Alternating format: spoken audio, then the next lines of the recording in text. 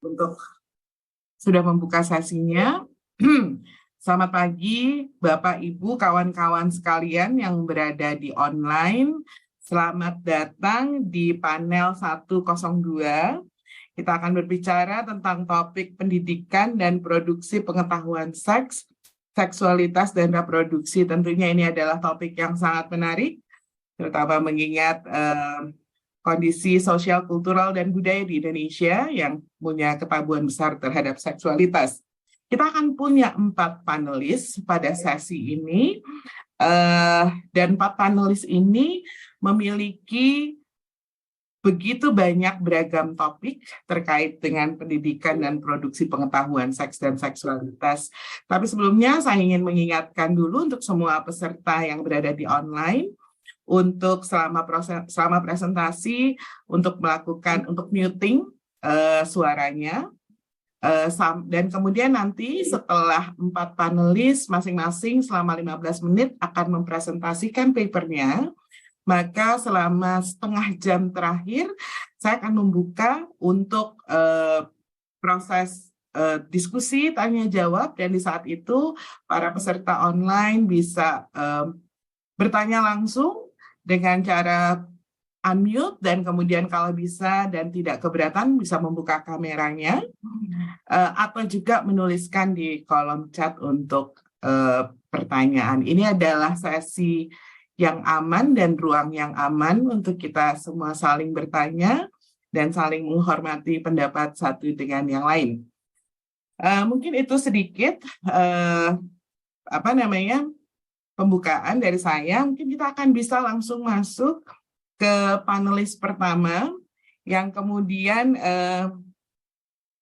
yaitu Mbak Vina Nailur Rohmah dan Mbak Fatimatus Zahra. Keduanya berasal dari Tirto ID, dan mereka akan mempresentasikan, membicarakan tentang gambaran pengetahuan tentang kekerasan seksual di kalangan orang tua yang menyunatkan anak perempuannya. Jadi saya berikan waktu kepada Kak Vina dan Kak Zahra yang sudah berada di layar kaca. Silakan 15 menit ke depan untuk kakak berdua. Kakak. Terima kasih Kak Marsya.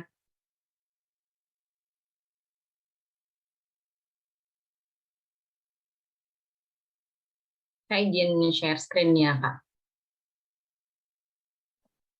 Bagus. Oke, sudah aman?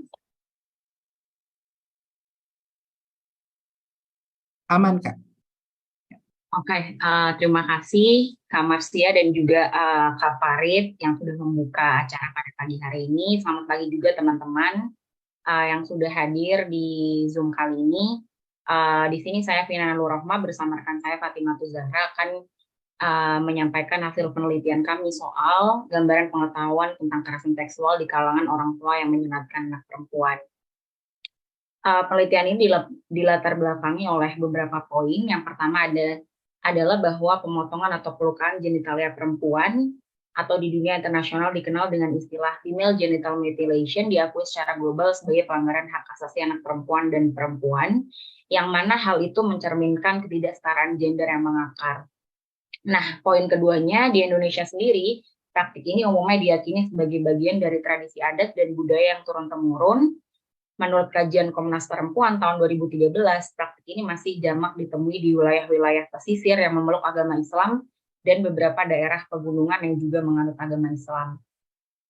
Temuan Komnas Perempuan itu kemudian juga didukung oleh laporan riset kesehatan dasar tahun 2013, di mana provinsi tertinggi dilakukannya sunat terhadap perempuan usia 0-11 tahun, yakni di Provinsi Gorontalo, yang mana persentasenya mencapai 83,7%. Laporan yang sama juga menunjukkan persentase secara nasional anak perempuan usia 0-11 tahun yang pernah disunat menyentuh level 51,2%. Nah, sayangnya di Riskesdas terakhir, yaitu tahun 2018, laporan itu tidak memuat tentang data dan informasi terkait sunat perempuan, sehingga kami tidak memiliki data terbaru terkait hal itu, tapi beberapa kajian dan juga pemberitaan masih melaporkan bahwa praktik ini masih terjadi. Dan ini juga tercermin dari cerita narasumber kami. Metode penelitian yang digunakan dalam penelitian kami termasuk dalam jenis penelitian kualitatif, di mana kami menyadari bahwa sunat perempuan merupakan pengalaman personal yang tidak dapat digeneralisasi. Pengumpulan data dilakukan melalui studi pustaka dan wawancara daring kepada 8 informan. Mayoritas informan berada dalam lingkaran yang dekat dengan peneliti. Dan untuk analisis data, peneliti menggunakan analisis interseksional, level, relasional, dan multilevel, yang mana analisis tersebut memperhitungkan interaksi antara kategori di tingkat makro masyarakat, yaitu norma sosiokultural. Untuk profil informan, dalam penelitian ini ada 8 orang. Berikut inisialnya teman-teman bisa lihat di slide ini. Untuk profesinya beragam dari mulai sebagai ibu rumah tangga, buruh tani, guru, dan juga pedagang, serta pekerja media. Untuk range usianya mulai dari 24 sampai 57 tahun. Sebagai catatan, satu dari informan kami memutuskan untuk tidak melakukan sunat perempuan, tapi tidak kita ekskludkan dari analisis karena menjadi suatu temuan yang menarik. Nanti akan kita bahas di bagian berikutnya. Untuk temuan penelitian kami membagi dalam 3 kategori besar. Yang pertama adalah perspektif patriarki sebagai akar praktik sunat perempuan. Kami menemukan bahwa ada 3 informan tidak yakin terkait metode sunat yang dilakukan terhadap anak perempuannya. Hal itu misalnya diungkap oleh informan ZA yang bilang bahwa ia tidak memahami secara teknis dan tidak pernah diberitahu terkait proses pelaksanaannya. Kemudian ada juga 2 informan yang mengaku melakukan sayatan dalam hitan anak ya, tetapi lagi-lagi mereka juga kurang yakin bagian kelamin mana yang dilukai. Adapun 2 narasumber lainnya melangsungkan praktik sunat perempuan secara simbolis, dalam artian dengan menggosokkan parutan kunyit atau menempelkan kunyit pada alat kelamin anaknya. Informan yang menceritakan praktik sunat simbolis itu diceritakan oleh informan PT dari Sragen dan SP dari Boyolali, yang mana mereka juga bercerita bahwa praktik hitan yang simbolis itu memiliki nama, yaitu yang di Sragen bernama Supitan dan yang di Boyolali bernama Tetesan. Dalam praktik sunat perempuan simbolis itu dan juga praktik hitan yang lain itu kami melihat sebagai praktik kultural yang kemudian erat kaitannya dengan opresi, seperti yang disampaikan oleh Lutfi dan Wahyuningrum dalam penelitiannya tahun 2023. Perlu digarisbawahi, terlepas dari ragam praktik hitan perempuan yang kami jumpai, landasan dilakukannya sunat perempuan sebenarnya adalah serupa, yakni melakukan kontrol terhadap tubuh perempuan. Hal ini kemudian mewujudkan nilai patriarki yang berupaya menundukkan perempuan melalui pengaturan seksualitasnya. Sebagaimana tercermin juga dari jawaban informan, manfaat sunat perempuan yang mereka yakini diantaranya adalah untuk membatasi libido seksualnya dan supaya anaknya menjadi perempuan yang terhindar dari perilaku hiperseks. Ada juga informan yang menyatakan bahwa hitan terhadap anak perempuan menjadi semacam kebutuhan sosial. Pada akhirnya kami melihat praktik ini menaruh perempuan dalam posisi yang subordinat dan seolah tidak diperkenankan untuk merasakan kepuasan seksual. Selanjutnya. Oke, saya lanjutkan. Poin kedua dari hasil penelitian kami adalah tentang akses pengetahuan praktik sunat perempuan yang terbatas dan minimnya diskusi tentang kekerasan seksual. Kami menemukan sebanyak 7 dari 8 orang informan yang kami wawancara mengaku tidak ada diskusi yang serius dengan pasangannya dalam pengambilan keputusan terkait sunat perempuan kepada anaknya. Sementara itu, ada 8 dari 8 informan yang tidak dapat, ada 5 dari 8 informan yang tidak dapat menjabarkan jenis-jenis kekerasan seksual. Mereka juga dalam hal yang sama tidak menjabarkan apakah praktik sunat perempuan termasuk kekerasan seksual ataukah tidak. Kemudian mayoritas informan tidak mempertanyakan dan membuka diskusi terkait sunat perempuan dengan orang tuanya.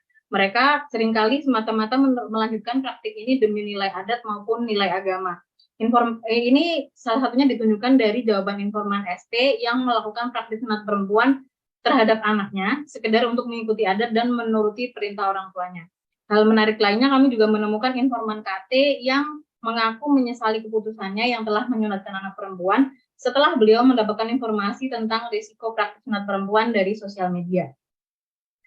Yang lain kami juga menemukan informan CT yang di awal disebutkan beliau tidak jadi menyerahkan anak perempuannya, tapi kami tidak eksklud dari penelitian ini karena ternyata beliau tidak jadi melakukan hal tersebut karena mendapatkan informasi terkait bahaya ataupun risiko sunat perempuan dari konten sosial media dan juga tenaga kesehatan. Padahal kalau dari latar belakangnya, informan CT ini adalah berasal dari keluarga yang melakukan sunat perempuan secara turun-temurun. Hal ini kemudian mendukung kajian Rogers tahun 2018 yang menyebutkan bahwa akses terhadap pengetahuan dapat mempengaruhi keputusan seseorang dalam melakukan kekerasan seksual. Temuan ketiga dari penelitian ini adalah terkait otonomi tubuh sebagai upaya pemutus rantai praktik sunat perempuan. Sejumlah 8 informan atau total merupakan keseluruhan dari narasumber kami mendapatkan informasi pertama terkait sunat perempuan bukan dari tenaga kesehatan, melainkan dari pemuka agama dan orang tua yang mana bukan pihak-pihak otoritatif untuk menyampaikan terkait risiko sunat perempuan. Mengenai rekomendasi praktik hitan kepada anaknya, 2 orang informan menyebut tidak akan menyarankan anaknya untuk melakukan sunat perempuan, yaitu KT dan CT yang tadi saya sebutkan sebelumnya. Beliau berdua mendapatkan informasi terkait risiko sunat perempuan dari sosial media dan dari tenaga kesehatan. Kemudian 2 informan lainnya menyatakan bahwa akan memberikan edukasi terkait sunat perempuan kepada anaknya, namun tidak akan memaksakan apakah anaknya akan melakukan sunat perempuan. Kajian Rogers 2018 juga menyebut minimnya dukungan lingkungan serta munculnya stigma dapat menyulitkan pelaku kekerasan seksual untuk menghentikan praktiknya. Untuk itu, menurut kami otonomi tubuh diperlukan untuk memutus mata rantai tersebut. Namun, kami menemukan masih ada 3 dari 8 informan yang akan menyarankan anaknya untuk melakukan sunat perempuan. Hal ini mendukung penelitian Rogers 2018 yang menyebut bahwa ada kecenderungan korban kekerasan seksual akan melakukan kekerasan yang sama atau biasa disebut reviktimisasi. Kemudian simpulan dari penelitian kami menyimpulkan bahwa meskipun praktik sunat perempuan beragam, baik yang perlukaan maupun yang simbolis, namun akar pemikirannya sama, yaitu perspektif patriarki yang berusaha melakukan kontrol terhadap perempuan dan menciptakan mitos terkait seksualitas perempuan. Kemudian terdapat sejumlah faktor yang dapat memengaruhi keputusan sunat perempuan. Beberapa diantaranya yaitu nilai adat dan atau agama, tekanan sosial, minimnya akses informasi terkait kekerasan seksual, hingga relasi kuasa dalam hubungan antara anak dengan orang tua. Kami juga menyimpulkan, kendati praktik sunat perempuan bisa diputus dengan memberikan otonomi tubuh terhadap perempuan, namun dalam hal ini pemerintah perlu hadir dalam optimalisasi tenaga kesehatan untuk memberikan edukasi terkait risiko sunat perempuan dan menekan praktik sunat perempuan. Hal ini sebenarnya sudah diatur dalam peraturan Menkes nomor 6 tahun 2014 yang mengatur untuk tenaga kesehatan tidak melakukan praktik sunat perempuan. Tetapi dalam Permenkes yang sama itu juga masih memberikan ruang pada tenaga kesehatan untuk melakukan praktik sunat perempuan jika dilandasi oleh nilai adat maupun nilai agama. Jadi itu masih perlu dioptimalisasikan lagi peran tenaga kesehatan. Sekian penelitian dari kami. Terima kasih. Ya, terima kasih Kak Vina dan Kak Zahra. Masih ada waktu sekitar 4 menit. Mungkin ada yang mau ditambahkan dari penelitiannya yang mungkin belum sempat dipaparkan. Belum ada Kak Marsnya. Oke, kalau belum ada, mungkin saya mau mengucapkan dulu selamat datang untuk teman-teman yang baru bergabung, mengingatkan lagi bahwa ini adalah panel 1.02 tentang pendidikan dan produksi pengetahuan seks, seksualitas, dan reproduksi. Dan kita sudah selesai dengan panel pertama. Terima kasih untuk Mbak Vina dan Kak Zahra. Nanti akan ada sesi untuk bertanya setelah seluruh panelis, 4 panelis menyampaikan abstraknya. Jadi kalau sekarang ada yang sudah ingin bertanya terkait penelitian dari Mbak Vina dan Mbak Zahra, mohon disimpan sebentar.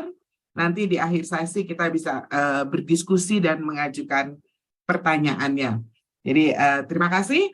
Kita bisa masuk ke panel kedua dan terima kasih untuk menyelesaikan presentasinya lebih cepat daripada waktu yang diberikan.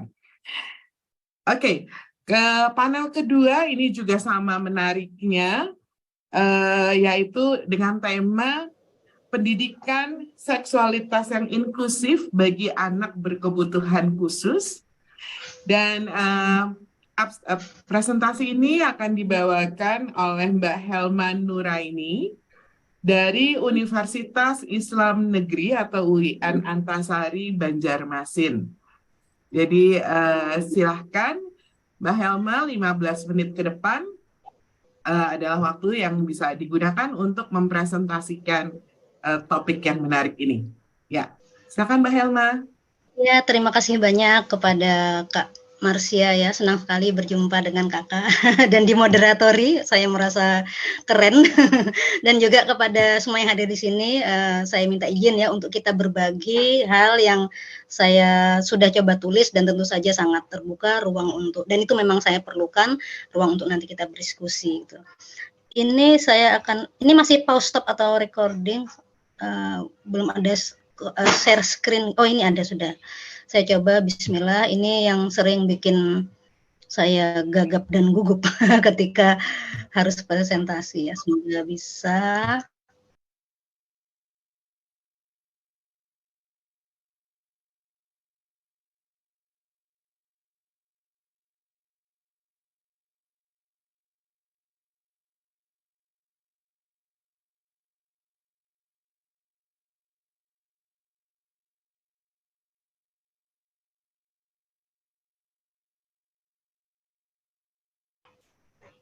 Oke, ini sepertinya ada masalah ketika saya harus share, suara saya mute.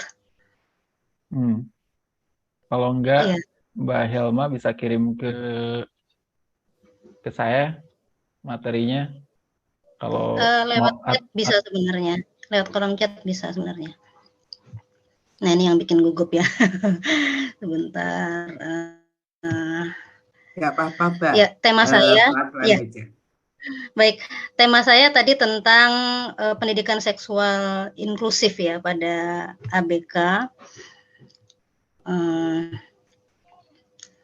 Yang sebenarnya tidak hanya sekedar memberikan, ada kekhususan ya. Jadi di sini dalam pendidikan seksual inklusif itu ada 3 hal yang penting, yaitu yang pertama bagaimana ABK itu mengenali dirinya. Jadi dengan mengenal pendidikan seksualitas itu bukan hanya sekedar bagaimana mereka memahami tentang seks atau seksualitas, tetapi bagaimana mereka mengenal diri mereka dan menumbuhkan rasa kepercayaan diri mereka, termasuk kemampuan mereka dalam menjalin relasi heteroseksual atau yang lainnya. Kemudian pendidikan seksualitas ini juga mendukung tumbuh kembang mereka menjadi pribadi yang lebih sesuai ya dengan tuntutan atau mungkin norma-norma yang berlaku di masyarakat yang sebenarnya itu tidak adil untuk mereka. Dan kemudian juga yang salah satu juga yang penting adalah bagaimana pendidikan seksualitas ini menjaga keselamatan diri seorang ABK ya. Nah, kita mengenal ABK sebagai individu yang ABK itu adalah istilah anak berkebutuhan khusus ya. Artinya memang mereka memiliki kekhasan dalam hal tumbuh kembangnya. Kemudian itu berdampak kepada bagaimana mereka itu berinteraksi serta bersosialisasi dengan masyarakat. Apakah sudah terkirim tadi? Dikirim kemana, Mbak? Chat WA. Tadi sepertinya WA. Ada. Bukan chat di meeting chat itu ada. Tidak ada ya? Ada. Atau boleh saya, tapi udah jalan ya presentasinya.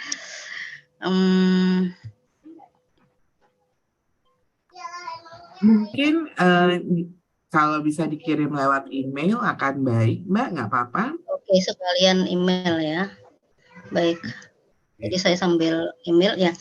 ABK itu memiliki keunikan pada fisiknya ya. Jadi keunikan ini apa sih yang menjadikan ABK itu berbeda dengan kita adalah pada keunikan fisiknya. Kemudian juga yang kedua itu pada komunikasinya ya. Iya. Jadi mereka ada 3 hal yang membedakan ABK dengan individu pada umumnya, yaitu keunikan pada fisiknya, kemudian juga perbedaan dalam hal mental intelektual, dan kemudian juga sosialnya ya, yang itu berpengaruh secara signifikan dalam proses pertumbuhan atau perkembangannya. Dan secara umum hambatan tersebut berdampak pada komunikasi mereka dan seluruh aspek kehidupan mereka sepanjang hidupnya. Nah, di sisi lain terkait dengan seksualitas itu ada stigma atau label ya, prasangka terhadap mereka yang itu menimbulkan kecenderungan pendiskriminasian bahkan kekerasan kepada ABK. Banyak sekali bukti atau mungkin data yang menunjukkan bahwa kekerasan seksual itu terjadi pada ABK, terutama kepada ABK perempuan dan anak. Jadi mereka memiliki kerentanan yang berlapis ya. Jadi anak, perempuan, ABK itu.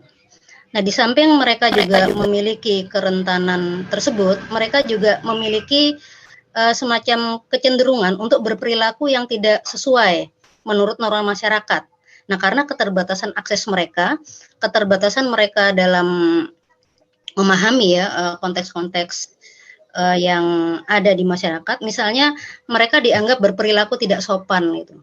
Ketika misalnya mereka karena kekurangan pahaman ini terutama pada ABK difabel atau yang autis, yang mereka itu suka misalnya menunjukkan alat kelaminnya, kemudian juga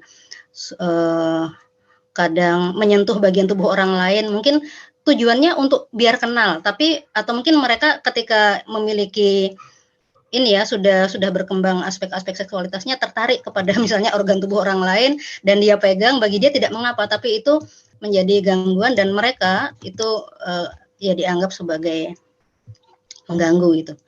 Nah, karena ABK sendiri itu juga terstigma sebagai orang yang hiperseksual atau sebaliknya ABK itu distigma sebagai orang yang aseksual. Nah, ini sangat mengganggu atau mungkin sangat berbahaya bagi mereka. Walaupun memang ada perilaku seksual mereka yang tidak sesuai dengan norma, misalnya mereka tidak tahu batas pergaulan misalnya ya. Karena ada di komunitas tertentu yang ini tentu saja saya tidak menyebut komunitas, tapi ada kelompok tertentu, terutama yang ABK tuli, itu mereka terbiasa dengan ini ya, sentuhan. Terbiasa dengan sentuhan, kemudian dan bagi mereka itu tidak mengapa gitu. Termasuk ketika mereka memiliki poliamori. Ketika mereka, ini sedang saya kirim email, ketika mereka punya hubungan seksual ekstramarital dan itu berdampak pada penyakit menular seksual, HIV dan seterusnya, sehingga itulah problema-problema yang banyak dihadapi. Ini sudah barusan saya kirim di email, semoga bisa segera dibuka dan dipresentasikan. Sambil saya teruskan tadi ya, bahwa ABK atau penyandang disabilitas atau difabel yang terkait dengan masalah seksualitasnya, tadi sudah saya sampaikan mereka itu dianggap aseksual atau hiperseksual. Kemudian mereka juga dilindungi oleh keluarganya dari informasi-informasi tentang seksualitas yang itu dalam rangka menyelamatkan gitu mungkin ya dari keluarga. Mereka tidak diberi akses untuk itu. Kemudian juga rentan mengalami kekerasan seksual serta tadi melakukan perilaku seksual yang tidak sehat. Dan ini berbeda ya antara laki-laki dan perempuan. Nah, ketika misalnya perempuan itu mengalami perkosaan ataupun hubungan seksual bebas dan mereka itu hamil, maka yang dilakukan adalah yang pertama bisa diaborsi, bisa dinikahkan, bisa juga mereka disterilisasi. Jadi sama sekali tidak ada hak bagi mereka untuk membela diri atau mungkin untuk hak atas tubuhnya ya. Ada satu cerita di Sragen juga, itu tadi disebut di Sragen, ini juga kasusnya di Sragen. Ada satu keluarga yang anaknya itu ABK, perempuan ABK, dan dia tuh dinikahkan oleh siapapun yang mau menikah dengan dia. Dan waktu itu yang dinikahkan dengan pria pengangguran pemabuk. Itu benar-benar cerita tragis ya. Jadi dia menikah, hamil, kemudian ya laki-lakinya seperti itu tidak bertanggung jawab, menikah pun juga karena dua-duanya, yang satu dipaksa, yang satu karena ada kepentingan tertentu. Ketika dia melahirkan itu dia ketakutan, dia kesakitan, dan akhirnya si ibu tadi meninggal, anaknya pun meninggal. Itu sangat berkesan bagi saya bahwa hidupnya menjadi seperti itu hanya karena dia seorang difabel perempuan gitu ya. Kemudian faktor-faktor lain juga banyak, ketika ABK itu merasa, ketika dia jatuh cinta misalnya, dia merasa kalau orang menanggapi cinta saya itu berarti dia cuma sekedar kasihan, atau dia bahkan tidak yakin gitu ya dengan apakah, bahkan ada beberapa ABK yang difabel perempuan yang mereka memilih untuk tidak menikah. Kenapa? Karena oleh mertuanya dianggap tidak akan cakap dalam mengurus keluarga dan seterusnya, yaitu hal yang realitasnya seperti itu. Nah, terkait dengan tema ini, masalah-masalah lain yang mungkin muncul, oh iya, ini ya, terima kasih. Hambatan yang dialami oleh guru ya dalam mengajarkan pendidikan seksualitas pada ABK. Yang pertama, ini orang tua mereka kurang pengetahuan. Jadi dari mana mereka belajar? Kalaupun mereka belajar, bagaimana menerapkan ke anak? Jadi sulit sekali bagi orang tua mengajari anaknya memasang pembalut itu. Pembalutnya itu sampai kebalik dan itu menyakitkan sekali ya. Bisa dibayangkan teman-teman perempuan, pembalut kebalik, perekatnya kena alat kelamin itu kan sakit sekali. Termasuk ketika ibu ABK itu punya anak yang autis dan dia suka keluar rumah tanpa bilang gitu, dan itu sangat berbahaya sekali karena banyak kasus remaja ABK diculik dan kemudian menjadi objek seksual dan macam-macam lewat online juga gitu. Dan metode pengajaran itu yang tidak dipahami. Kemudian juga guru itu memiliki kekurangan kemampuan dalam keterampilan. Jadi banyak guru yang bukan terpaksa, harus dihadapkan, harus ngajar walaupun dia kurang memiliki kemampuan, pengalaman atau apa. Dan dari penelitian ternyata guru pengajar seksualitas ABK yang perempuan itu lebih bisa mengajar dibanding yang laki-laki. Ini juga satu problem ya pada laki-laki gitu. Kemudian materi kurang, media kurang, metode pengajarannya juga kurang. Itu banyak sekali ditemui dari beberapa hal yang saya dapatkan. Kemudian juga bagi ABK sendiri mereka mendapatkan akses yang kurang. Saat ini mungkin di zaman informasi ya, mereka bisa mengakses gadget, informasinya belum tentu benar, itu mengalami disinformasi, bahkan sangat rentan mengalami KGBO. Mbak Helma, tinggal 3 menit lagi. Baik, tinggal 3 menit. Ini saya teruskan kesimpulan ya. Bagaimana pendidikan seksualitas itu bisa sebenarnya ada ya. Jadi kekurangan-kekurangan itu dilengkapi oleh LSM sebenarnya, dan banyak, dan itu tidak terakses gitu. Nah, salah satunya tadi di slide sebelumnya sudah ada beberapa organisasi yang mereka sudah punya modul, mereka sudah mengimplementasikan, dan itu ada di 10 provinsi yang itu tahun 2014 saya belum update lagi, jadi udah lama sekali. Kemudian yang penting sekali adalah bagaimana pendidikan seksual komprehensif itu bisa diinklusifkan, jadi disesuaikan dengan karakteristik, usia, gender anak yang ABK tadi. Mungkin terakhir kesimpulan ya, bahwa kesimpulan mudahan cukup 3 menit ini ya, bisa saya bacakan aja. Pendidikan seksualitas bagi ABK belum terserap dengan benar dan baik ya bagi seluruh masyarakat di mungkin 34 provinsi kita, terstigma oleh nilai-nilai dan standar norma, kemudian terpusat pada LSM, jadi masih sangat eksklusif, itu belum terakses, dan versus ya pendekatan sempit tentang seksual dan seksualitas, kemudian diadopsi oleh pemerintah, sebenarnya bisa dicari walaupun tidak lengkap ya, dan ini juga suatu ajakan juga untuk para akademisi praktisi untuk melengkapi ini semua, sangat-sangat penting. Pemerintah pun juga belum terlalu sanggup seperti itu dan belum terfokus kepada komprehensif. Artinya kalau mengacu kepada CSE itu fokusnya pada abstinence ya. Padahal perilaku seksual itu kan tidak dibatasi oleh pernikahan. Menurut hak asasi manusia juga seperti itu. Dan masih berfokus pada kesehatan reproduksi gitu. Kemudian juga yang terakhir belum dikuasai oleh guru dan orang banyak, tidak terakses ABK dan juga hambatan media, biaya dan akses. Itu kesimpulannya. Terima kasih, mohon maaf atas kekurangan dan hambatan yang tadi sempat saya alami. Terima kasih atas kesediaan, kesabaran Kak Mars ya, Mas Farid yang sudah membantu, harus lewat kirim email dulu. Terima kasih, selamat siang semuanya. Terima kasih Mbak Helma, sebenarnya masih ada 30 detik lagi. Tapi terima kasih sudah bisa menyelesaikan dan menyampaikan informasi yang sangat menarik ini. Walaupun ada kendala teknis sedikit, tapi kita sudah sedikit mendapatkan pesan yang ingin disampaikan oleh Mbak Helma lewat kajian studi yang sudah dilakukan. Jadi terima kasih banyak. Kita akan menuju ke panelis ketiga dari sesi pendidikan dan produksi pengetahuan seks dan seksualitas dan reproduksi. Topiknya juga sangat menarik dan saya pikir ini trending yang cukup banyak terjadi saat ini. Topik dari abstraknya adalah pentingnya pendidikan seks dalam mencegah penyebaran non-consensual intimate image. Kalau anak muda zaman sekarang bilangnya mungkin kali PUB ya, post pictures, tapi dari ini kekerasan berbasis gender online di kalangan generasi Z. Abstrak ini akan dipresentasikan oleh Mbak Winda Sabrina, fasilitator TOT Literasi Digital dari Kominfo. Dan mari kita dengarkan, silakan Mbak Winda, 15 menit ke depan akan menjadi milik Mbak Winda untuk mempresentasikan temuannya. Silakan. Baik, terima kasih atas waktunya Kak Marsia dan teman-teman semua. Saya izin share screen terlebih dahulu. Sebelumnya, apakah suara saya terdengar? Ya, bagus. Terdengar baik.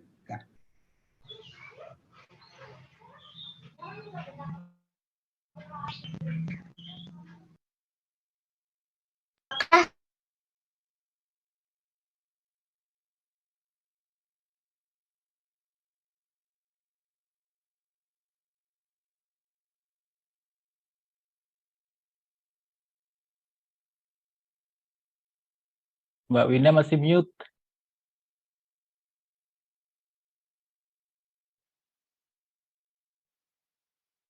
Suaranya di-unmute, Mbak Winda.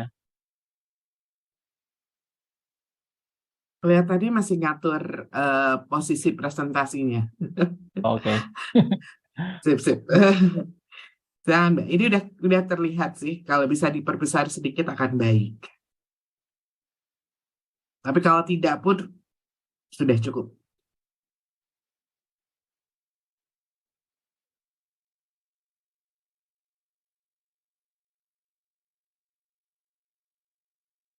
Oh, oke. Jadi ada kesulitan yang sama ya untuk presentasi, kalau keluar presentasi slides, kemudian suaranya jadi unmute. Coba. Baik, apa Kak Winda. terdengar suara Oh, dan terdengar tapi putus-putus, Kak. Terdengar suaranya tapi putus-putus. Bisa dicoba lagi? apakah sudah terdengar? Terdengar tapi sepertinya putus-putus. Kalau bisa bicara panjang bisa juga dicoba.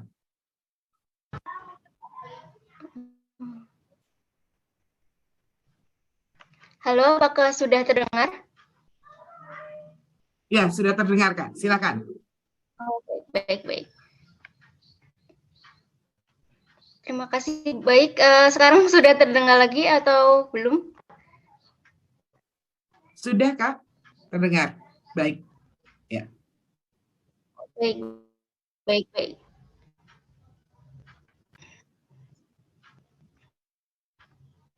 Baik.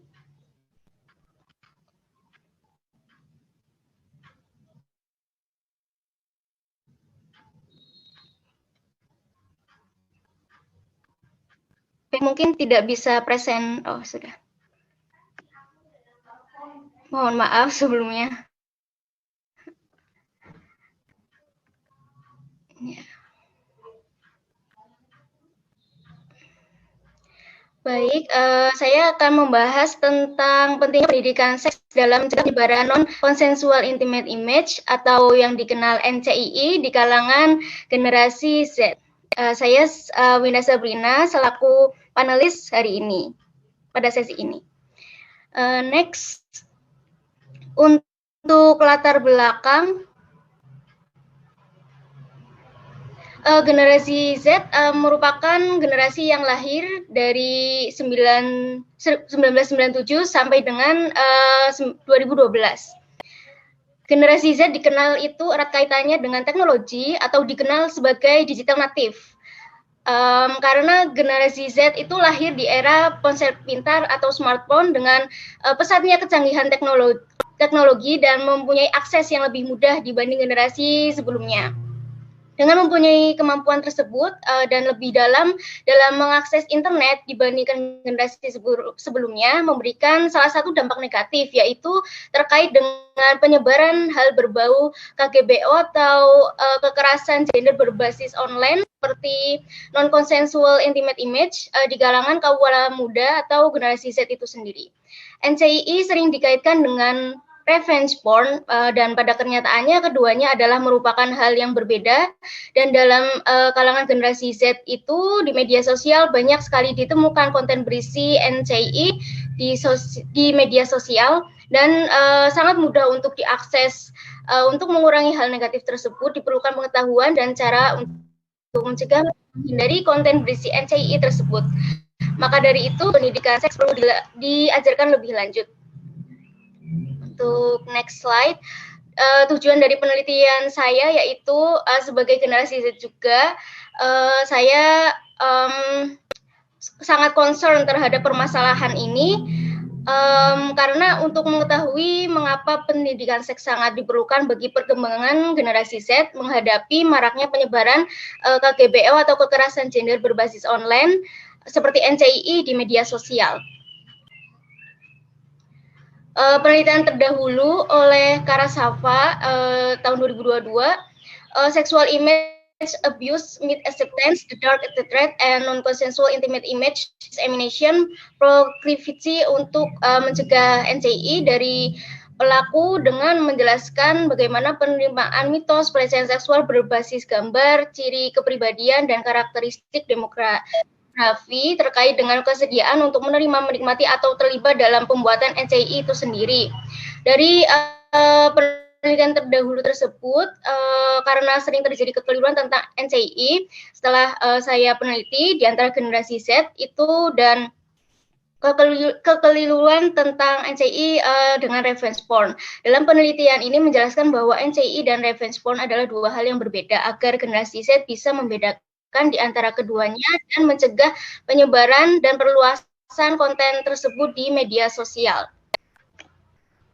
Untuk next slide, metodenya adalah saya menggunakan penelitian berbasis kualitatif dengan melakukan observasi ke berbagai kalangan Gen Z, dan dipilih responden berjumlah 6 informan yang ingin dirahasiakan, dan kriteria responden itu lahir antara 97 sampai 2012. Melalui metode kuesioner dilanjutkan dengan in-depth interview dan data sekunder melalui website, surat kabar, jurnal di internet, dan sebagainya. Next slide. Untuk pembahasan NCII itu sering dikata mengganti revenge porn, padahal itu merupakan dua hal yang berbeda. Karena jika revenge porn itu lebih gagal memberikan keberpihakan pada korban, karena ada motif balas dendam itu sendiri. Dan NCII itu berbeda. Bentuk NCII itu sendiri adalah biasanya ditemukan foto atau video diambil secara sembunyi-sembunyi tanpa persetujuan dan sepengetahuan korban. Korban mengambil foto atau video mereka sendiri dan mengirimkan ke orang lain secara personal tapi tidak menyetujui untuk disebarluaskan. Orang lain mengedit foto atau video korban dan mengubahnya menjadi konten intim seperti deepfake. Seperti kasus yang sedang booming, yaitu seperti di media sosial di Telegram itu ada seseorang menggunakan anonymous itu membuat konten deepfake dengan menggunakan foto orang lain. Terus selanjutnya untuk highlight point dari pembahasannya adalah ditemukan Gen Z yang belum bisa membedakan di antara NCI dan revenge porn. Penyuluhan pendidikan seks seharusnya dimulai sejak sedini mungkin. Lalu pembelajaran mengenai pendidikan seks berlangsung sejak pendidikan di playgroup atau hingga ke bangku perkuliahan dengan psikoedukasi. Lalu adanya pengaruh media sosial dan film terhadap penyebaran NCI atau KGBO. Perlunya kampanye dan perlindungan hukum serta cara menghindari atau menghadapi NCI atau KGBO bagi generasi Z itu sendiri. Kurangnya sanksi sosial terhadap pelaku NCI, penyelesaian kasus yang kurang privasi, dan culture masyarakat kita itu yang keras terhadap penghakiman dan kesalahan seseorang atau korban yang membuat pelaku itu bisa saja menjadi korban atau korban itu menjadi pelaku. Perlu sanksi sosial terhadap pelaku penyebaran NCI atau kekerasan gender berbasis online dan dengan perlindungan hukum yang baik. Lalu peran orang tua sangat penting untuk memberikan parenting atau ajaran tentang pendidikan seks itu sendiri. Lalu peran generasi Z sebagai digital native diperlukan untuk memberantas dan mengurangi konten dengan unsur NCI. Lalu yang terakhir yaitu ditemukan bahwa ada remaja Gen Z yang belum bisa membedakan apa itu seks dan seksualitas. Selanjutnya untuk kesimpulannya, pada kasus NCI itu sering sekali pelaku memeras dan memaksa korban untuk melakukan sesuatu. Jika korban tidak melakukan itu, pelaku akan mengancam korban dan menyebar konten intim ke kerabat atau orang tua korban tanpa konsensual. Dampak yang dialami dari korban itu sendiri itu bisa berbagai macam, seperti mengalami rasa malu, trauma, melukai diri sendiri atau self-harm, hingga keinginan bunuh diri. Ketika korban merasa malu, ia akan menahan masalahnya sendiri dan membuat terus berada di posisi tertekan. Jadi kesimpulannya yaitu dari penelitian ini sangat penting diselipkan pembelajaran pendidikan seks dan seksualitas didasari dengan norma-norma yang berlaku pada negara Indonesia, tentunya di bangku sekolah atau perkuliahan, untuk mencegah penyebaran konten berbau NCI itu sendiri. Sebelumnya terima kasih atas waktunya dan atas kesempatan yang telah diberikan. Saya kembalikan ke host. Terima kasih. Terima kasih Kak Masia dan Iya. Terima kasih Kak Winda untuk presentasinya yang sangat menarik dan sangat kekinian ya, sangat sangat dekat dengan realita yang dialami oleh remaja, termasuk remaja perempuan. Sebenarnya dirimu masih punya waktu 3,5 menit lagi. Apakah ada yang ingin ditambahkan dari presentasi ini? Mungkin ada lagi yang mau di-highlight dari abstrak dan penelitian yang sudah dilakukan? Mungkin untuk sementara ini cukup dulu, nanti lebih ke diskusi lagi Kak di next. Terima kasih Mbak Marsia. Oke, terima kasih Kak Winda. Dan kita akan masuk ke panelis terakhir yang tentunya dengan topik yang juga tidak kalah menariknya, karena saat ini rasanya pengetahuan kita tentang pengetahuan, perilaku, sikap dari perempuan yang tinggal di perempuan masyarakat adat terkait dengan kesehatan seksual dan reproduksi itu masih cukup minim ya, penelitiannya tidak cukup banyak di Indonesia ini.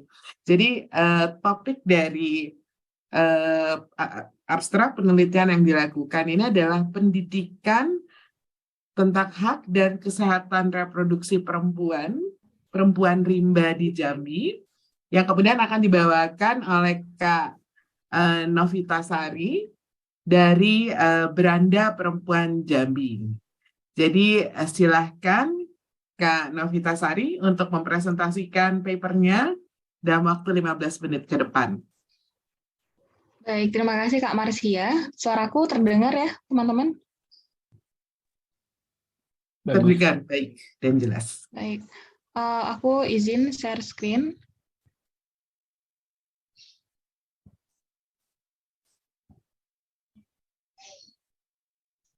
Oke, mudah-mudahan terlihat.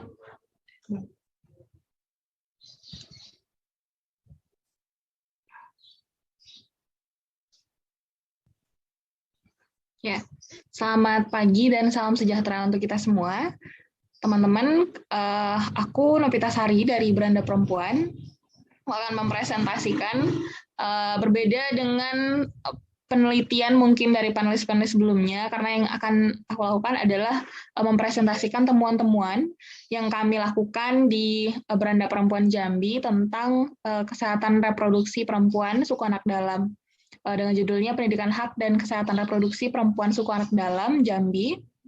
Berdasarkan temuan Beranda Perempuan, kita adalah organisasi sipil yang berfokus pada penanganan kasus kekerasan seksual di Jambi, peningkatan kapasitas gender dan ekonomi perempuan desa. Kita juga melakukan serangkaian kerja-kerja riset, advokasi, dan pemberdayaan komunitas. Risetnya kemarin kita juga ada tentang pelecehan seksual di kampus, kemudian juga ada advokasi berbagai kasus yang sedang kita tangani di kota, kemudian juga penguatan kapasitas atau komunitas yang kita lakukan melalui gerakan pembalut kain, menjahit pembalut kain bagi korban-korban kekerasan seksual, dan juga kemarin juga kita ada melakukan itu komunitas suku anak dalam di Sarolangun.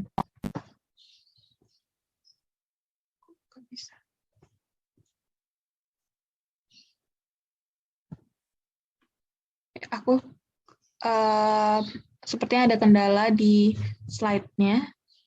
Aku kembalikan nggak bisa.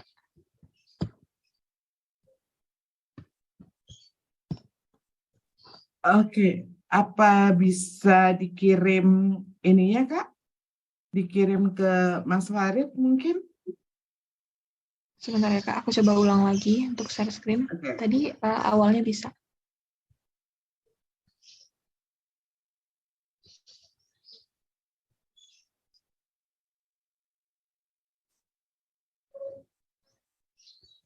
Ya, ini mungkin aku perkenalan sedikit juga tentang organisasi kita Beranda Perempuan. Kita itu sebenarnya sudah ada sejak tahun 2010, tapi dari 2010 itu fokusnya adalah membangun yang namanya PAUD Embun Pagi. Kita berikan akses untuk anak-anak yang ekonomi menengah ke bawah untuk sekolah, karena sekolah di daerah itu cukup sulit dan ekonomi orang tuanya tidak memungkinkan, sehingga membentuk yang namanya PAUD Embun Pagi, dan kurikulumnya itu sesuai dengan perempuan dan anak, dan juga hubungannya dengan ekologis. Jadi mereka diajarkan untuk menanam, kemudian dan lain sebagainya. Kemudian kita ada pendampingan juga. Pendampingan ini sebenarnya dimulai sejak 2015 atas dasar ketidakpuasan ya korban-korban kekerasan yang mengadu kepada pemerintah, kemudian meminta kita untuk ikut mendampingi, karena kebanyakan kasus-kasus yang ada sebelumnya itu banyak yang didamaikan gitu, atau diberikan fasilitas hanya untuk pro justisia gitu. Kemudian kita ada pendidikan relawan, desa dampingan, ekonomi kreatif juga, yang seperti tadi yang saya sampaikan. Nah, saya masuk kepada presentasi saya mengenai pendidikan seks dan seksualitas suku anak dalam di Jambi. Tadi juga disebutkan di judulnya itu ada perempuan rimba. Sebenarnya penyebutan antara perempuan rimba, suku anak dalam, juga ada lagi satunya yang namanya kubu. Nah, ini sebenarnya masing-masing berbeda. Sebenarnya sebenarnya yang rimba itu daripada mereka sendiri. Tetapi kalau suku anak dalam Jambi, suku anak dalam itu adalah penyebutan dari pemerintah. Kemudian ada namanya suku Kubu. Kalau teman-teman pernah baca, itu adalah penyebutan dari masyarakat Melayu sendiri atau tulisan-tulisan yang dibuat oleh zaman kolonial untuk mengidentifikasi salah satu suku lokal yang ada di Jambi yang mereka itu memilih bertahan hidup di hutan.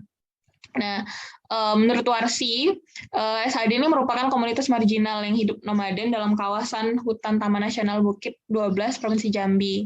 Ini terdapat di beberapa kabupaten yang masuk dalam area Taman Nasional dengan jumlah 2.546 jiwa menurut survei tahun 2017, dan pembagian kecil ada wilayah Taman Nasional Bukit 30, kemudian yang sebanyak 474 jiwa, kemudian orang rimba juga dapat ditemukan di hutan-hutan sekunder dan perkebunan kelapa sawit sepanjang jalur lintas Sumatera hingga ke batas Sumatera Selatan dengan jumlah populasi 1.373 jiwa.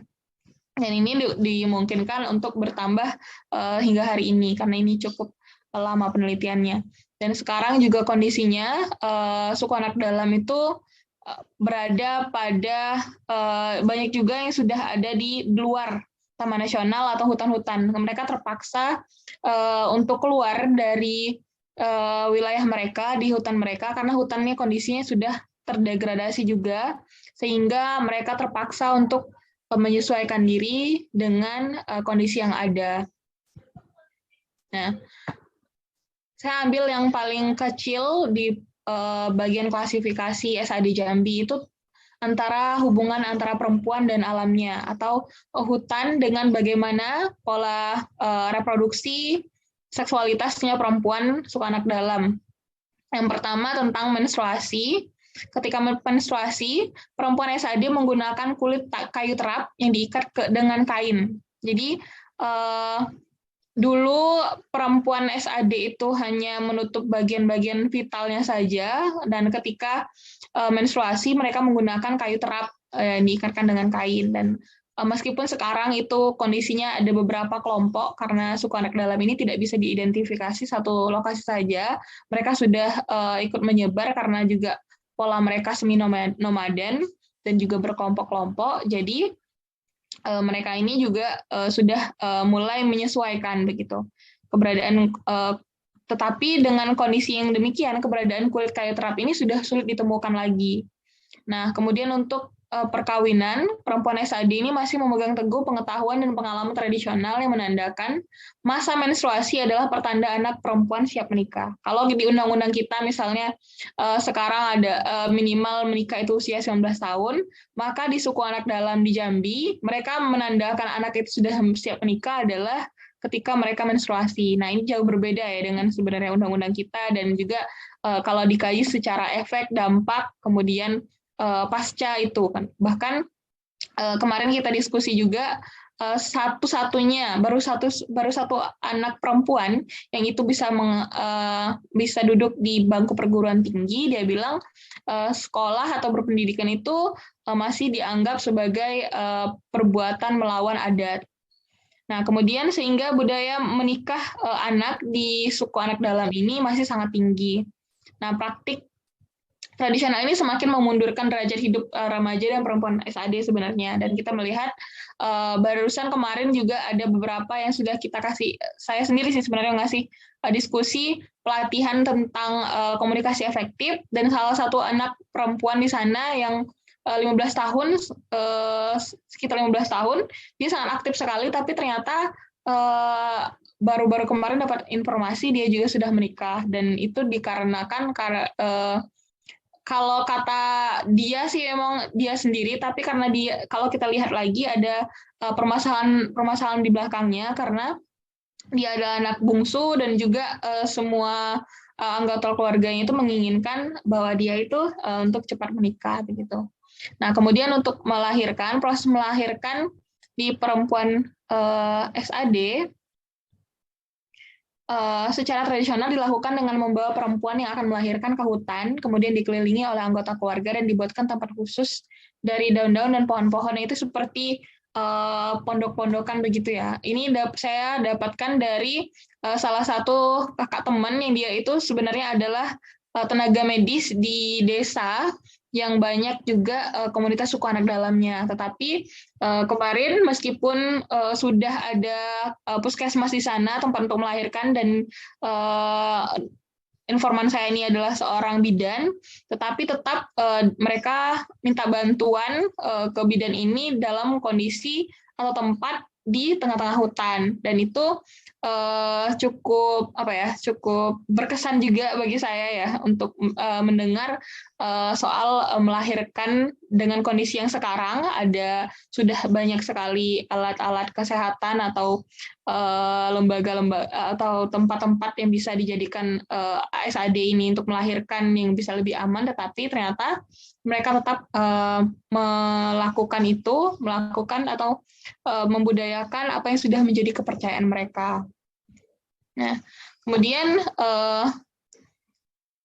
jika ditarik lagi apa yang terjadi sekarang, masyarakat suku anak dalam ini dengan kondisi tergerusnya hutan, mereka terpaksa mengambil makanan itu. Jika dulu mereka bisa berburu dan meramu, sekarang sudah bergeser. Mereka mengambil makanan di luar hutan. Mereka sudah banyak menemukan mereka yang makan mie instan, bahkan itu ditambah dengan micin gitu. Karena mereka mikirnya orang-orang kota, orang-orang yang ada kita di luar mereka itu makan itu selalu akan enak jika ditambahkan micin. Jadi mereka itu kemarin ada ceritanya teman-teman yang ngasih pembekalan atau pendampingan juga di sana ya.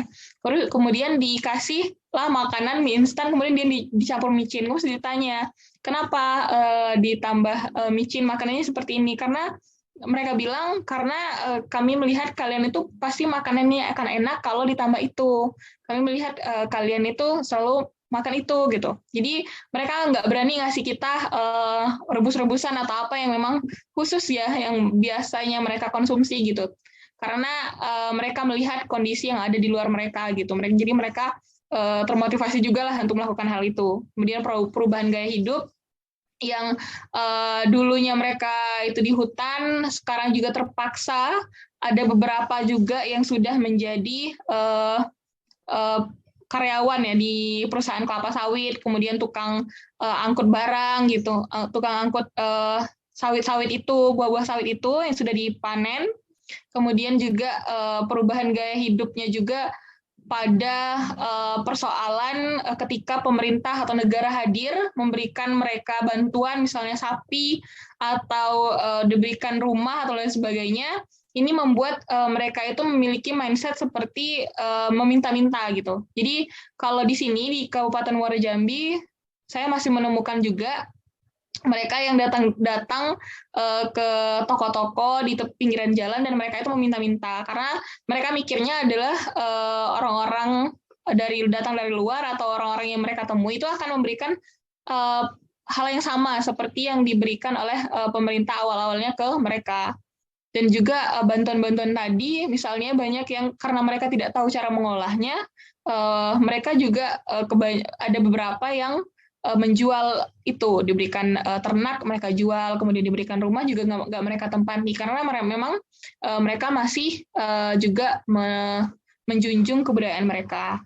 Kemudian kerentanan berlapis karena mereka ini terpaksa ya keluar dari hutan mereka, karena kondisi hutan juga alamnya juga sudah berbeda. Mereka ini rentan mengalami kekerasan berbasis gender. Jadi kemarin ada juga kasus yang kita terima, mereka itu mengalami kekerasan berbasis gender, pelecehan bentuknya oleh orang dari luar yang mengaku sebagai dukun. Jadi pola pengobatannya itu dibilang dia akan mengobati anaknya yang sakit, waktu itu ada sakit kulit atau apa gitu. Dan tapi syaratnya adalah ibunya juga harus ikut diobati dan itu dilakukan pada malam hari di sungai di sekitar mereka tinggal, ada anak sungai di sana.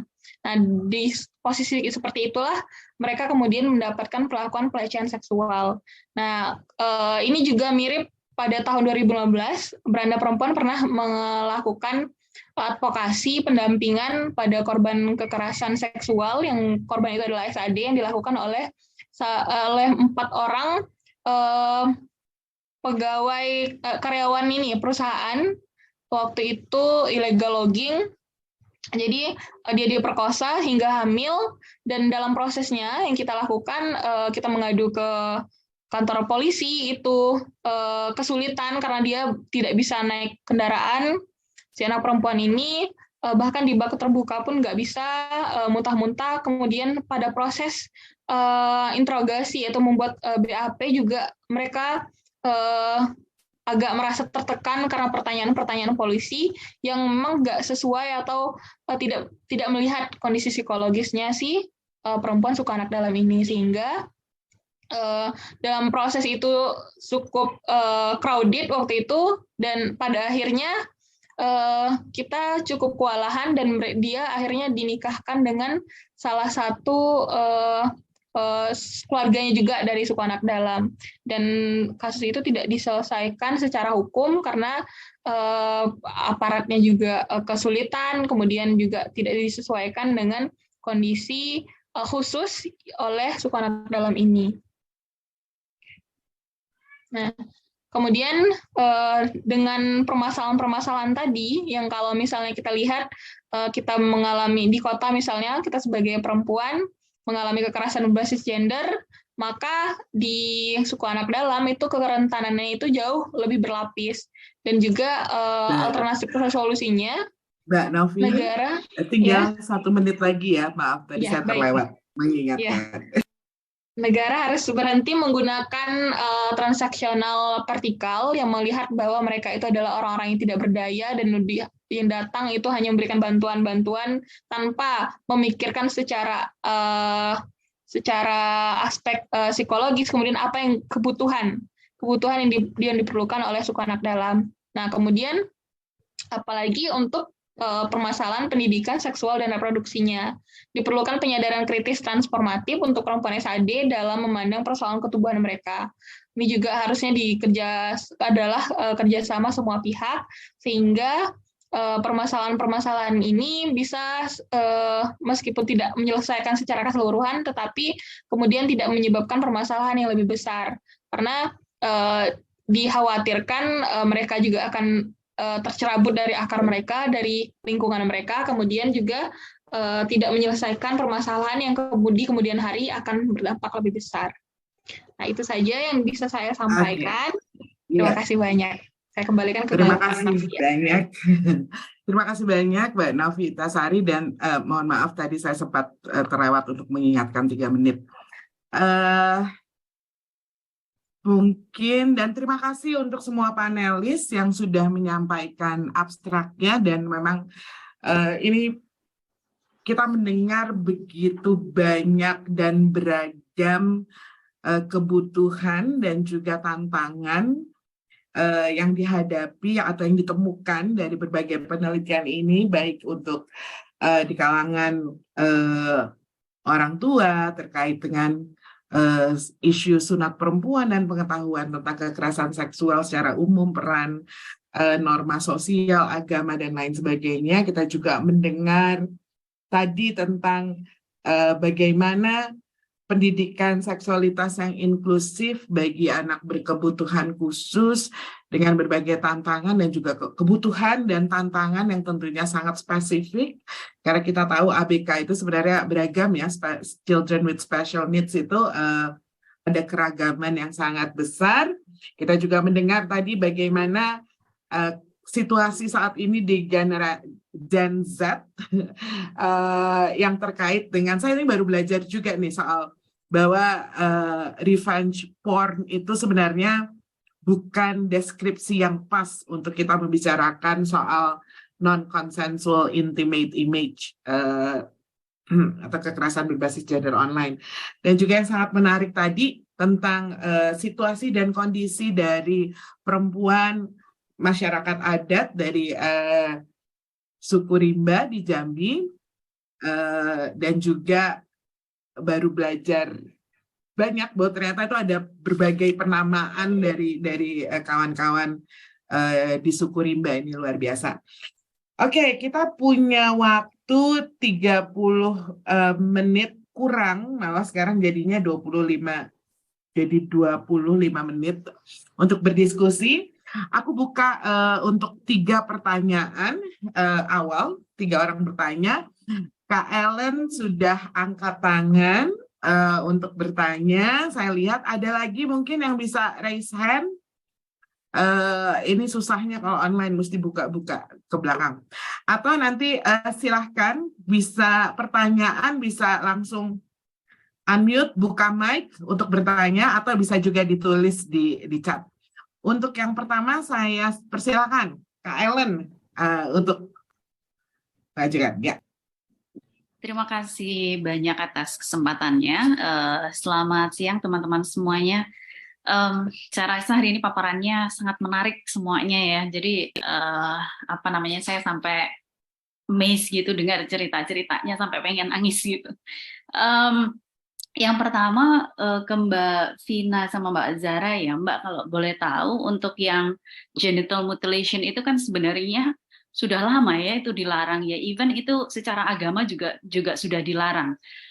Isunya dalam diskusi kami di kelompok feminisme Muslim itu justru adalah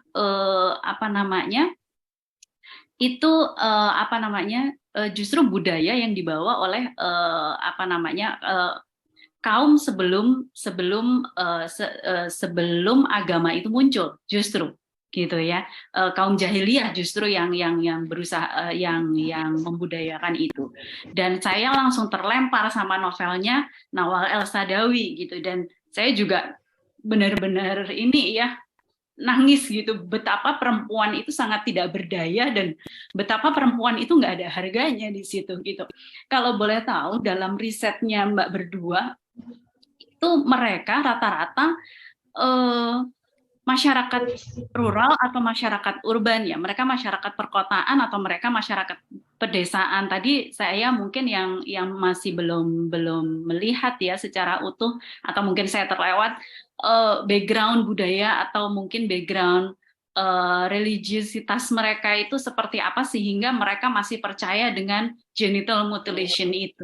Yang saya dengarnya aja masih merinding gitu sampai sekarang gitu. Kenapa perempuan lagi gitu yang jadi objek. Itu yang pertama.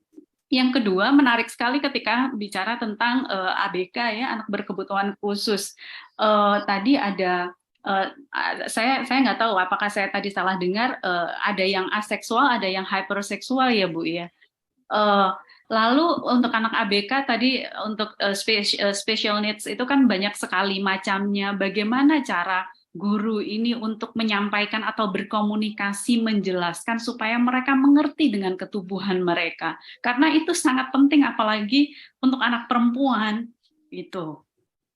Lalu yang untuk suku anak dalam itu sebenarnya concern saya itu lebih ke eko ya, tapi saya tidak pernah berpikir bagaimana cara mereka hidup kesehariannya, dan anak perempuan itu yang belum terpikir di benak saya, karena dari kemarin saya bicara sama teman saya itu lahan hutan untuk suku anak dalam itu sudah berubah semuanya jadi lahan sawit, dan itu punya bos-bos besar semuanya dan bukan orang lokal gitu. Jadi mereka itu hanya memungut runtuhan sawit itu aja gitu. Jadi janji-janji yang disampaikan ketika membeli hutan itu untuk suku anak dalam sampai detik ini juga belum dipenuhi gitu. Yang saya nggak ngerti bagaimana cara mereka, kan itu kayak kaum gypsy ya kalau saya ingat ya, yang kalau ada pasar malam gitu ya di daerah-daerah itu bagaimana cara mereka untuk misalnya si perempuan dan laki-laki berhubungan badan, bagaimana mereka mengajarkan anak-anak mereka itu kan hampir sama sebetulnya, meskipun secara budaya itu berbeda. Boleh nggak Mbak cerita secara agak detail gitu bagaimana anak remaja ini, si anak-anak perempuan ini tumbuh dengan kondisi yang mereka hidup di gubuk, satu keluarga banyak orang dalam satu gubuk itu, lalu bagaimana mungkin anak bisa melihat hubungan seksual orang tua mereka tumbuh dalam kondisi psikis yang seperti apa, boleh nggak Mbak diceritain itu? Karena it's a touching for me, maaf ya, maksudnya ini adalah hal-hal yang sangat menyentuh buat saya gitu. Terima kasih banyak. Terima kasih Kak Ellen untuk pertanyaannya, dan juga kayaknya pertanyaan itu sangat kritis, dan saya juga punya hal yang sama ya, terutama terkait dengan misalnya anak berkebutuhan khusus itu kan luas banget, dari yang intellectually challenge sampai ada kemudian ada yang hearing impaired, visual impaired, kemudian ada juga yang physical dengan disabilitas fisik.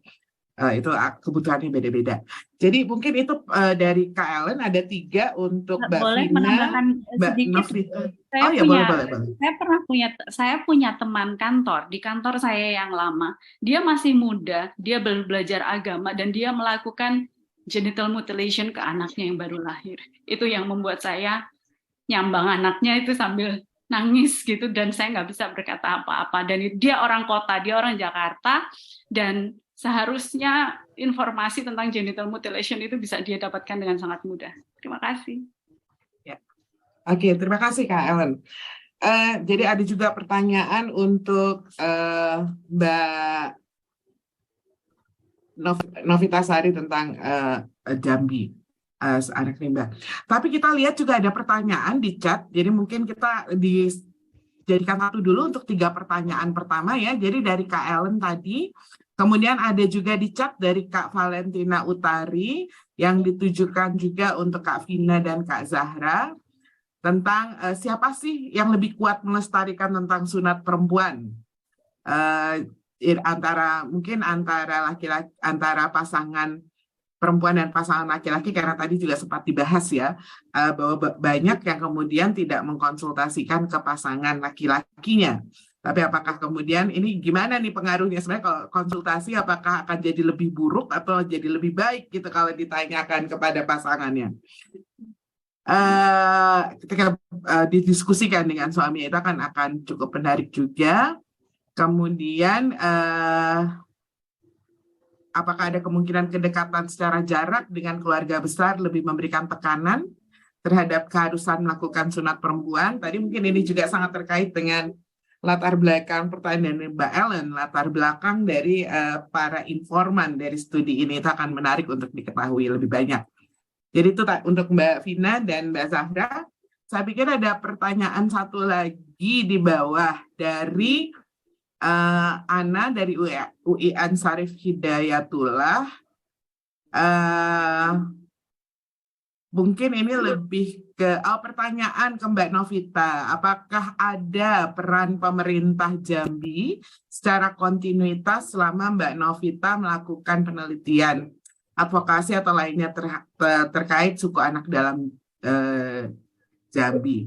Mungkin kita bungkus dulu untuk 3 pertanyaan itu. Nanti ada pertanyaan selanjutnya, kita bisa buka di ronde berikutnya. Silahkan, mungkin bisa dimulai dari Kak Vina dan Kak Zahra, kemudian Mbak Helma, dan juga Mbak Novita Sari. Dan mungkin Kak Winda juga kalau ada yang ingin ditambahkan. Silakan. Oke. Ya, terima kasih Kak Marsia, terima kasih juga Kak Ellen untuk pertanyaan pertamanya ya, dan terima kasih juga sudah berbagi tadi, karena itu juga sebenarnya kami harapkan ya dalam diskusi kali ini. Tadi Kak Ellen mungkin udah sempat menyinggung soal sebenarnya bagaimana kemudian FGM ini udah dilarang secara agama. Yang kami lihat sih mungkin kalau misalnya dalam diskursus yang progresif dan mungkin baru-baru ini memang mungkin iya ya, Kak Ellen, kayak itu udah dibawa ke KUPI juga misalnya kayak gitu. Udah jadi sesuatu yang maksudnya dibicarakan secara lebih eksplisit begitu. Tapi kemudian yang kami lihat dalam penelitian kami masih banyak sekali yang percaya bahwa hal itu tuh sunnah untuk dilakukan dari segi agama gitu. Jadi kayak beberapa masih percaya dan juga mengaitkan ini dengan agama, dan juga bahwa agar perempuan itu tidak hypersex kayak gitu-gitu, atau misalnya tidak libidonya tinggi kayak gitu. Itu yang kemudian ada dalam temuan kami. Kemudian meskipun ada beberapa yang dari segi agama gitu ya meyakininya dan mencerminkan bahwa adanya kekentalan adanya kayak kepercayaan religius yang kental itu ada juga dari segi ini kalian dari segi adat Jawa gitu, ada yang menceritakan itu yang domisilinya di Boyolali itu dia bercerita soal bagaimana sebetulnya dia di keluarganya itu sangat punya adat Jawa yang kental dan itu selalu dilakukan, jadi ya mau tidak mau kayak mengikuti dan melanjutkan praktik itu gitu. Kemudian secara daerah gitu ya, kalau misalnya kita bicara rural dan urban sebetulnya dalam informan kami itu cukup seimbang, jadi kayak ada 4 yang di urban, kemudian ada 4 yang di rural gitu. Tapi sepertinya kami belum menemukan adanya pola bahwa di urban itu yang di urban itu cenderung melakukan, kemudian di rural enggak. Sepertinya kami belum menemukan pola itu, meskipun mungkin di penelitian sebelumnya ada yang menyatakan bahwa misalnya di rural atau dengan ekonomi yang lebih tinggi itu justru menyerahkan anak perempuan itu, tapi kami belum melihat adanya pola itu di penelitian kami. Kayak misalnya ada juga yang tinggalnya di Depok dan di Jakarta, itu juga dia tetap melakukan praktik itu gitu. Yang notabene sebetulnya kita bisa bilang itu urban dan suburban gitu ya. Begitu Kak Ellen, mungkin bisa ditambahkan juga dengan oleh Zahra. Oke, terima kasih Kak Ellen pertanyaannya. Jadi salah satu dari yang meyakini bahwa sunat perempuan ini ajaran agama adalah responden kami dari Gorontalo. Beliau itu menyatakan bahwa orang Gorontalo kalau muslim ya pasti akan melakukan sunat perempuan gitu. Bahkan menurut saya prakteknya sangat-sangat eksplisit gitu, dengan melakukan pemotongan walaupun dia tidak tahu apa bagian yang dipotong, kemudian dicelupkan ke dalam air lemon. Itu tuh sangat eksplisit upacaranya. Jadi dia meyakini kalau itu disunahkan oleh agama seperti halnya ibadah-ibadah agama lain, dan juga dirayakan dengan adat-adat yang di masyarakat Gorontalo seperti itu, Kak. Dan perasaan air lemon itu kayak dibuat mandi ya, dibuat benar. Mandi anaknya begitu. Sebenarnya tadi gambar yang kami cantumkan di latar belakang itu adalah contoh praktik di Gorontalo ya Zahra. Iya betul. Yang dikirimkan oleh narasumber kami. Mungkin boleh share screen sebentar nggak Kak Marsia? Boleh, silakan.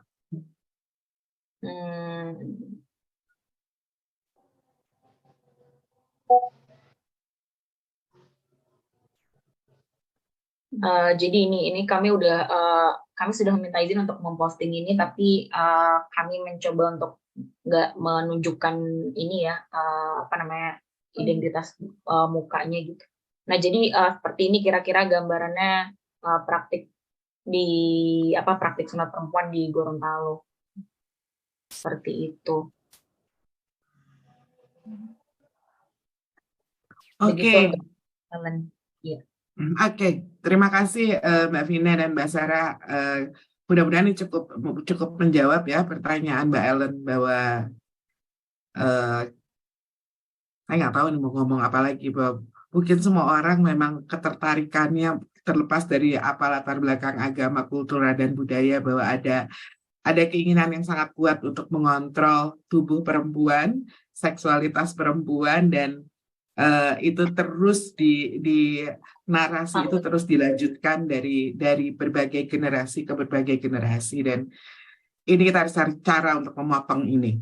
Oke, kalau begitu yang kedua mungkin dari Mbak Helma mungkin bisa menjawab terkait pertanyaan dan juga mungkin tadi yang dari chat. Tadi ada chat juga, di chat pertanyaan dari Mbak Valentina Utari. Udah ya dijawab. Sekaligus karena juga ditujukan ke Mbak Vina dan Zahra.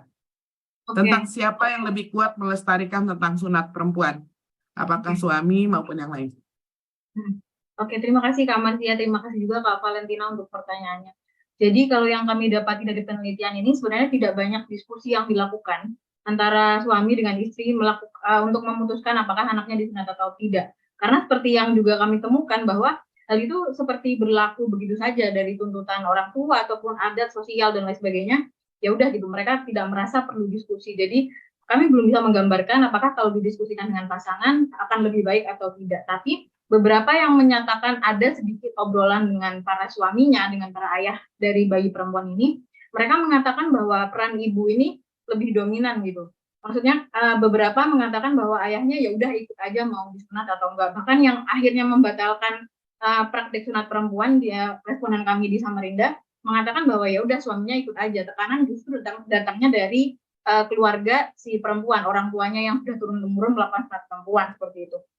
Yang lain juga sama, ada yang menyatakan bahwa karena perempuannya dianggap lebih mengerti tentang agama dan menyatakan bahwa ini sunnah di dalam ajaran agama, jadi ya udah suaminya ikut aja gitu. Terus kemudian apakah ada kemungkinan kedekatan secara jarak dengan keluarga besar memberikan tekanan terhadap keharusan sunat perempuan? Kami bisa bilang kalau beberapa memang tekanannya datang dari keluarga karena sudah dilakukan secara turun-temurun, kemudian adat seperti itu, seperti yang di Gorontalo, di Sragen, di Boyolali juga seperti itu. Dan kebetulan dua responden kami, yang satu membatalkan sunat perempuan, yang satu menyesali dan tidak akan melakukan rekomendasi ini, mereka kebetulan berjarak gitu dengan keluarganya, sehingga mereka punya otonomi untuk menentukan sendiri apakah mereka akan melanjutkan praktik itu atau tidak. Dan akhirnya keputusannya mereka mencari informasi dan akhirnya tidak lagi akan melanjutkan praktek tersebut seperti itu. Mungkin ditambahkan? Ya, jadi sebenarnya sepertinya kami melihat pola juga bahwa kedekatan dengan keluarga itu cukup menjadi peran gitu ya, karena yang kami lihat kebanyakan dari informan kami itu cukup berinteraksi secara intens dengan keluarga besar seperti itu. Ada juga yang bahkan misalnya tinggal satu daerah tapi cuman berjarak beberapa rumah kayak gitu.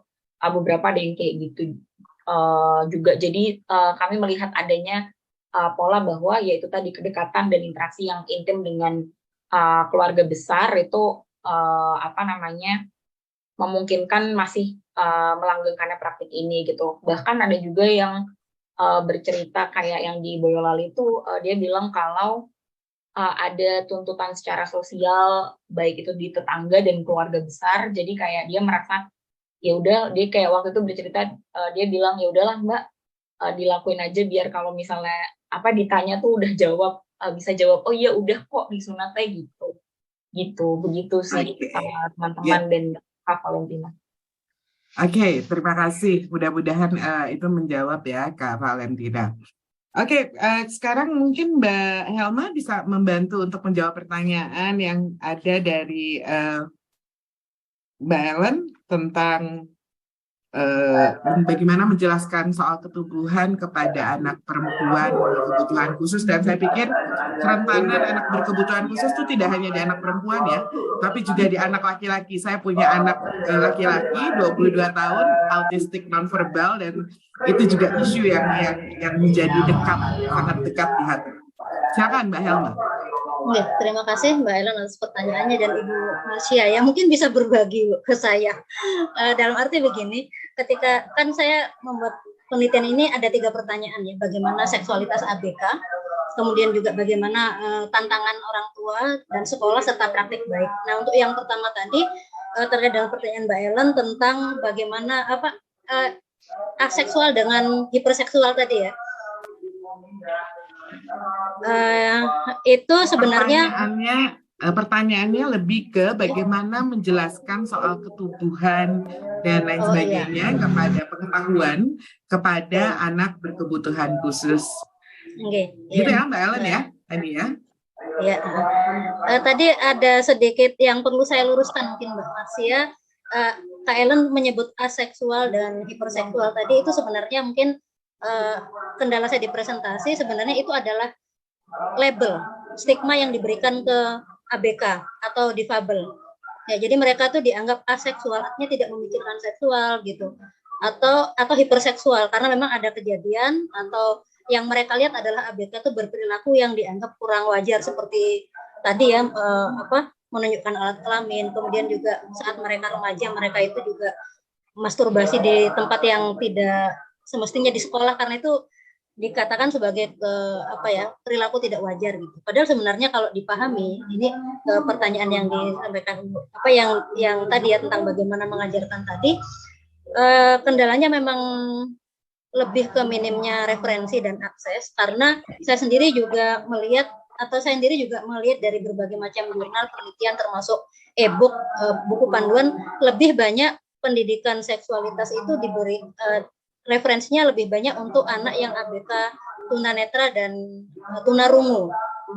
Sementara untuk difabel yang lain itu agak susah gitu, karena memang akses ke mereka. Nah, ini sebenarnya isu yang komprehensif ya. Jadi keterkendalaan ini disebabkan oleh kurang pahamnya terhadap ABK ya. Lebih mudah mungkin mengajarkan yang ABK netra dan tuli karena mereka hanya memerlukan pengalihan media, misalnya yang tuli bisa melihat gambar, yang netra bisa dengan media yang bisa disentuh begitu, yang tangible seperti itu. Nah, untuk yang hambatan intelektual ataupun hambatan mental itu memang sangat mirip-mirip pendidikan seksualitas pada anak. Jadi bagaimana mereka tuh benar-benar diproteksi, bagaimana mereka diberikan aturan yang benar-benar bisa mereka pahami, dan itu harus berulang-ulang gitu. Salah satu bentuk yang paling praktis adalah misalnya ketika ABK itu ingin masturbasi, kemudian agar tidak dilakukan di sembarang tempat, itu dia harus melakukannya di sini gitu. Dan apa yang harus dilakukan? Memang perlu berulang, tetapi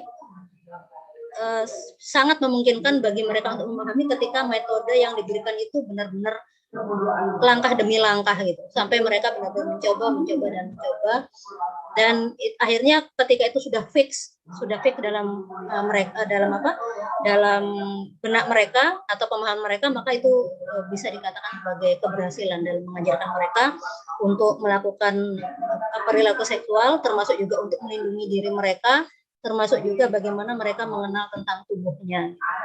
Sebenarnya isu lain banyak ya terkait dengan rasa percaya diri, terkait dengan bagaimana mereka mengembangkan relasi. Karena selama ini pemahaman di masyarakat juga ketika pendidikan seksualitas adalah hanya tentang bagaimana mencegah, melindungi mereka dari kekerasan seksual, bukan kepada pengembangan diri mereka. Bahwa seksualitas itu adalah lebih komprehensif dari sekedar tentang tubuh, tetapi juga bagaimana mereka mengembangkan kepercayaan diri, bagaimana mereka mengembangkan aspek-aspek psikologis mereka ya, agar bisa menjalin relasi yang sehat dengan orang lain. Begitu kira-kira jawaban singkat saya. Terima kasih Mbak Helma. Saya pikir ini isunya panjang nih kalau ngomongin seksualitas anak berkebutuhan khusus, karena kemudian pendekatannya akan berbeda-beda.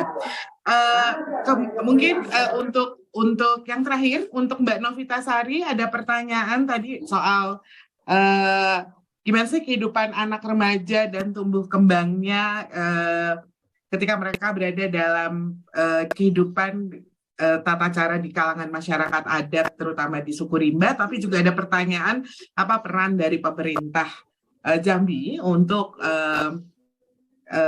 untuk perempuan dan juga remaja di suku rimba. Dalam waktu 3 menit ya Mbak, maksimal 2 menit malah ternyata. Ya, baik Mbak. Terima kasih banyak pertanyaannya teman-teman, Mbak Ellen, ada Mbak Gayatri, ada Ana dari Winsari Hidayatullah, kemudian ada juga Mbak Asmawati dari Aceh. Pertanyaan-pertanyaan teman-teman ini sangat membuat aku berpikir memang pengetahuan kita masyarakat umum tentang suku anak dalam ini sangat terbatas sekali. Bahkan aku pun meskipun kita udah pernah dampingin dan terus juga beberapa kali diskusi juga belum sampai sedetail yang sebenarnya Mbak Ellen mau sebenarnya. Karena aku juga memang belum terlibat tinggal langsung di sana begitu. Nah, untuk pertanyaan Mbak Ellen tentang hidupnya mereka, tumbuh kembangnya remaja perempuan di suku anak dalam, secara tradisional ya mereka itu sebenarnya tinggalnya itu ada yang namanya sudung, rumah-rumahan seperti pondok-pondokan yang dibuat sama mereka sendiri untuk tinggal. Nah, biasanya mereka tinggal di sana. Ini yang tradisionalnya, meskipun sekarang juga ada beberapa kelompok yang itu udah berpindah ke rumah yang semi permanen atau rumah yang dibuat oleh pemerintah atau dibantu oleh perusahaan ataupun perusahaan yang berbatasan dengan tanah mereka begitu. Tetapi untuk tumbuh kembangnya remaja suku anak dalam, mereka hari-harinya itu memang ikut serta orang tuanya yang perempuan itu ikut ke sungai, kemudian ikut juga mereka bermain untuk memancing, kemudian sekarang juga udah rame ya karena era teknologi sekarang, beberapa kelompok suku anak dalam itu juga mereka sudah bermain handphone sebenarnya, sudah bermain gawai, meskipun mereka pada taraf mungkin menggunakan handphone itu juga sampai ke sosmed, tapi yang saya lihat itu kebanyakan di Facebook.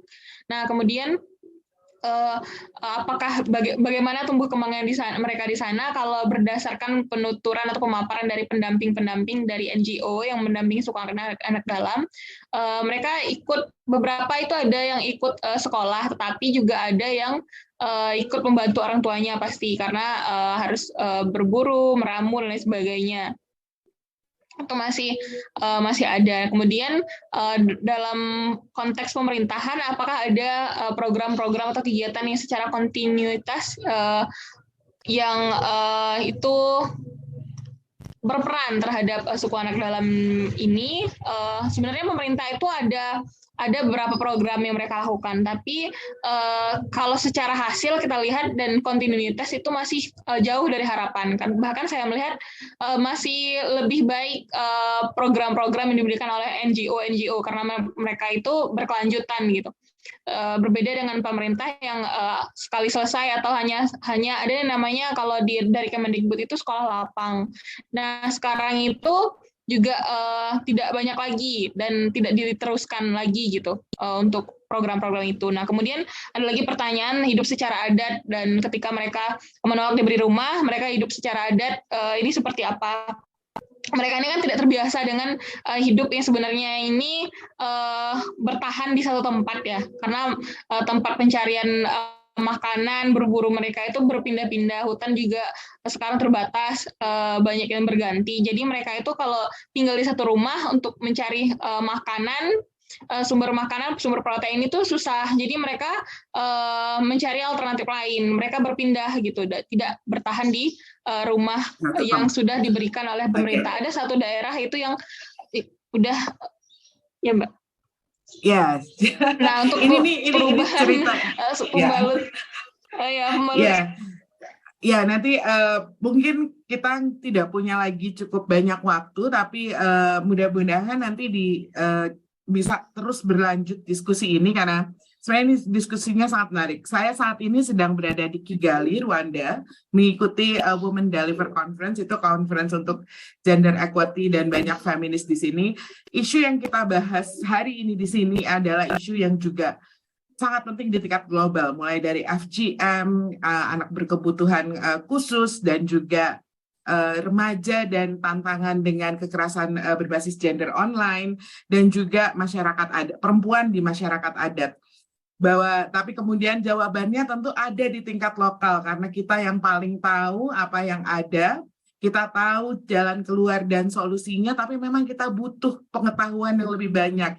Kita butuh penelitian-penelitian yang seperti yang sudah dilakukan kawan-kawan untuk memperkaya pengetahuan kita dan untuk terus-menerus membangun narasi dan berdiskusi tentang bagaimana perempuan dan ketidakadilan yang dialami oleh perempuan dan anak itu bisa kita atasi bersama, dan kemudian kita bisa membuat perempuan dan remaja perempuan memiliki terpenuhi hak atas otonomi tubuhnya secara utuh, dan tidak hanya sepotong-sepotong ataupun tidak hanya untuk kelompok perempuan dari kelas tertentu atau di daerah tertentu atau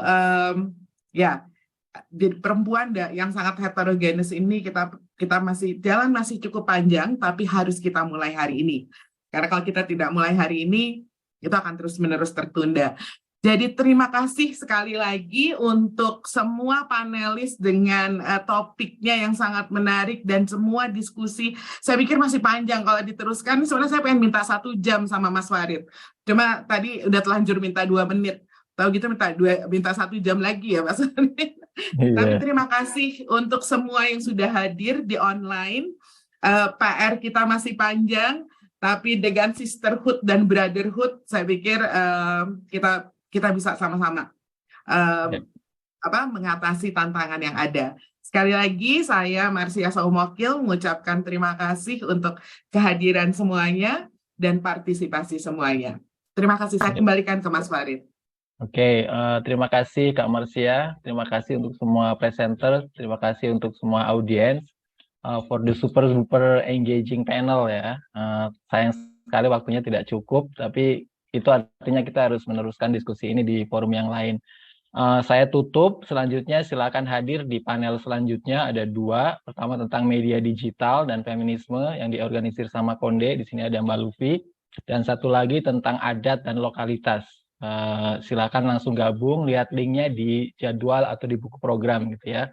Sekali lagi terima kasih, saya tutup panel ini. Selamat untuk semua panelis. Terima kasih Kak Marcia, terima kasih semua panelis.